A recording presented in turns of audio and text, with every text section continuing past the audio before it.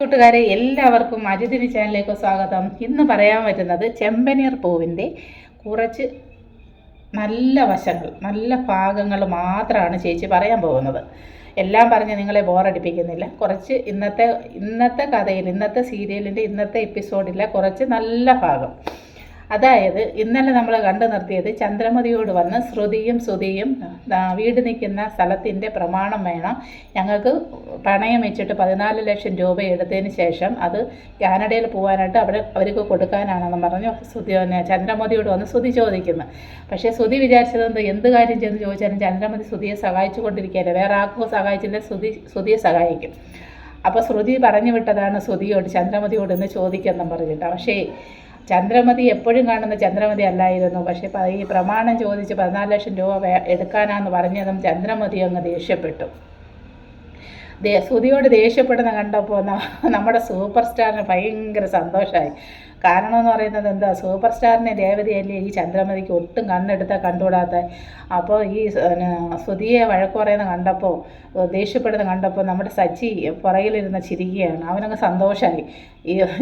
ഇത്രയെങ്കിലും അമ്മ പറഞ്ഞല്ലോ, കോപപ്പെടുന്ന കണ്ടല്ലോ എന്നുള്ള അവന് മനസ്സിനകത്തൊരു നല്ലൊരു തൃപ്തിയായിരിക്കുകയാണ്. അതുപോലെ തന്നെ രവീന്ദ്രന് ഇഷ്ടമായി ഇത് ചന്ദ്രമതി ഇങ്ങനെ പ്രതികരിക്കുന്നല്ലോ എന്നോർത്ത്.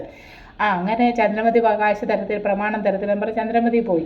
അപ്പോൾ ശ്രുതിയും കൂടെ പറഞ്ഞുകൊണ്ടിരിക്കുക, ഇനി കാശ് കിട്ടത്തില്ല, എന്താണ് ചെയ്യുന്നതെന്നും പറഞ്ഞിട്ട് ഇവർ അങ്ങോട്ടും ഇങ്ങോട്ടും വർത്തമാനം പറഞ്ഞ് ശ്രുതിയാണെങ്കിൽ വേറെ അങ്ങോട്ടോ പോയി ഓരോരുത്തർ ഇരിക്കാൻ പോകുന്നു, അവൻ്റെ കൂട്ടുകാരനെ വിളിക്കാനോ എന്തോത്തിനോ പോന്നു. അപ്പോൾ സച്ചി പറഞ്ഞു ഞാനിക്കൊരു ട്രിപ്പ് ഉണ്ടെന്നും പറഞ്ഞ് സച്ചിയും പോകുന്നു. പോകുന്ന വഴിയിലാണ് സച്ചി അങ്ങ് വെളിയിൽ പോയിട്ട് ഓട്ടത്തിന് പോകാനായിട്ട്. അപ്പോഴാണ് നമ്മുടെ വർഷ ഡബ് ചെയ്യാനായിട്ട് ഡബ്ബിങ് സെൻറ്ററിൽ പോകാനായിട്ട് അവക്കടെ വണ്ടിയിൽ ഇങ്ങനെ വരുന്നു. വർഷ ഇങ്ങനെ വരുന്നതും അവിടുന്ന് ഒരു കാറ് ഇങ്ങനെ അവൾക്ക് ഓപ്പോസിറ്റായിട്ട് വരുന്നു. സാധാരണ കാറ് വരുമ്പോൾ വേറൊരു വണ്ടി കഴിഞ്ഞാൽ ഒഴിഞ്ഞ് സൈഡിൽ കൂടെ പോകണം, പക്ഷേ ഇതല്ല. അപ്പോൾ ഇവൾ ഇങ്ങനെ വരുമ്പോൾ ആ കാറ് നേരെ തന്നെ വരും. അപ്പോൾ ഇവൾക്ക് മനസ്സിലായി ഇവളെ അപായപ്പെടുത്താനായിട്ടാണ് ആ കാറ് വരുന്നതെന്നുള്ളത്. അങ്ങനെ ഇവൾ എളുപ്പം വണ്ടി നിർത്തിയിട്ട് അവിടെ ആ വണ്ടിയിൽ നിന്ന് ഇറങ്ങി ചെന്നിട്ട് ഇങ്ങനെ ആരാന്നുള്ളത് നോക്കാനായിട്ട് അങ്ങോട്ട് ചെല്ലുമ്പം കാണാം, ആരാ അത്, നമ്മുടെ റോഷൻ. അറിയത്തില്ലേ നിങ്ങൾ, വർഷ കല്യാണം കഴിക്കാനായിട്ട് ഇരുന്നതേ അവരുടെ വീട്ടുകാർ നിശ്ചയിച്ചൊരു ചെറുക്കൻ.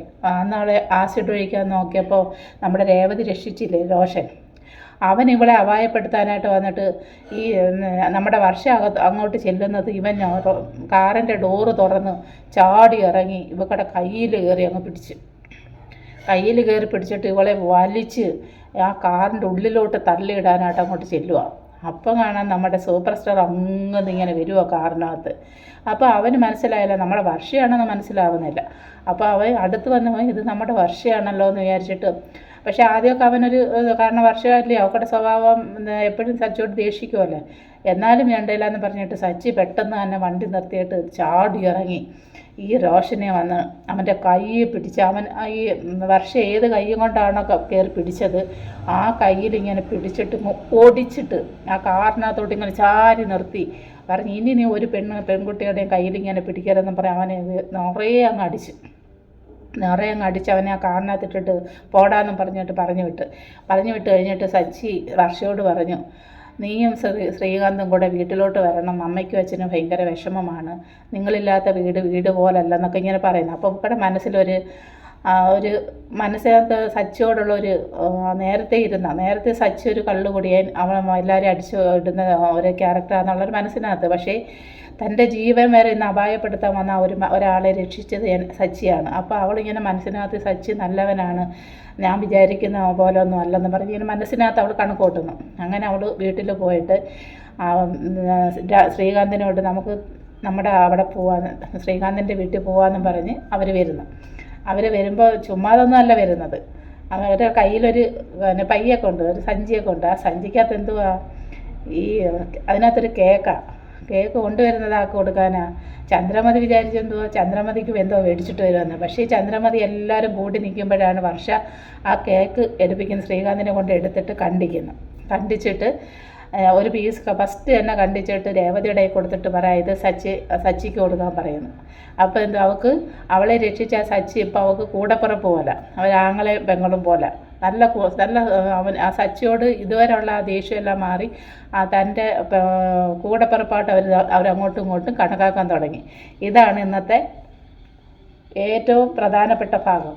അതിനുമ്പ് കുറേ അങ്ങോട്ട് സ്തുതി കറങ്ങുന്നത് പാർക്കിന് ബ്രോഡ് പൈസ വയ്ക്കുന്നത് അതൊക്കെ ഉണ്ട്. പക്ഷേ എന്നാലും ഇതിനകത്തുള്ള ഏറ്റവും പ്രധാനപ്പെട്ട ഭാഗമാണ് ചേച്ചി പറഞ്ഞത്.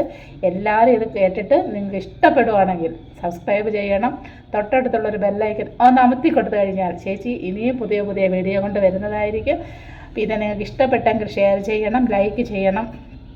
ഇഷ്ടപ്പെട്ടില്ലെങ്കിൽ ചീത്ത പറയണം, ഇഷ്ടപ്പെട്ടാൽ നല്ല കമൻ്റ് ഇടണം. എല്ലാം ഉണ്ട് കേട്ടോ. ചീത്ത പറഞ്ഞാൽ ഞാൻ നിങ്ങൾക്ക് അതിനുള്ള മറുപടി തരും. പക്ഷേ നല്ലത് പറഞ്ഞാൽ നിങ്ങൾക്ക് അതിനുള്ള മറുപടി പറയും. എത്ര പേര് എനിക്ക് ഒരു കമൻ്റ് ഇട്ടാലും ഞാൻ മറുപടി എന്തെങ്കിലും ഒന്ന് തരാതിരിക്കത്തില്ല, ഞാൻ നോക്കാതെ പോകത്തില്ല കേട്ടല്ലേ. അപ്പോൾ ചേച്ചി പോയിട്ട് വരാം. നാളെ വേറൊരു വീഡിയോ കൊണ്ട് വരാം, അല്ലെങ്കിൽ ഇതിൻ്റെ ബാക്കിയായിട്ട് വരാം.